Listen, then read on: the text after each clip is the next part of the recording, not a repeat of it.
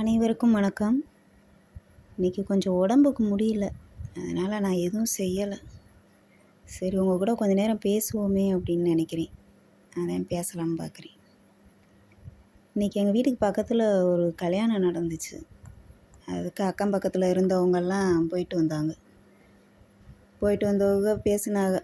போயிட்டு வந்தவங்ககிட்ட ரெண்டாவது போனவங்க, நீ போம்னா கல்யாணம் ஆயிடுச்சா, தாலி கட்டிட்டாங்களா அப்படின்லாம் கேட்டாங்க.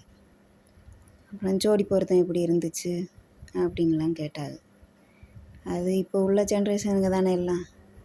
அதுக ஒன்று சொல்லுது அதெல்லாம் சூப்பர் ஃபிகரு அப்படின்னு, ஒன்று சொல்லுது இல்லை பெரிய அட்டு அப்படின்னு. அப்போ தான் எனக்கு ஞாபகம் வந்துச்சு, அப்போ எல்லாம் நம்ம வீட்டு பெரியவங்க இப்படி கல்யாணத்துக்கு போயிட்டு வந்தால் எப்படி பேசுனாங்க அப்படின்னு.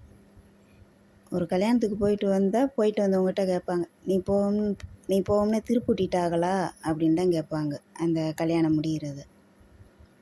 அது மாதிரி ஜோடி பொருத்தம் எப்படி இருந்துச்சு அப்படின்னு கேட்டாங்கன்னா, ஏன் அதுக்கென்ன, பொண்ணு செப்பு சில கணக்க இருந்துச்சு அப்படிம்பாங்க, குத்து விளக்கு மாதிரி இருந்துச்சு அப்படிம்பாங்க, எலுமிச்சம்பழம் மாதிரி இருந்துச்சு, மஞ்சக்கிழங்கு மாதிரி இருந்துச்சு அப்படின்லாம் சொல்லுவாங்க.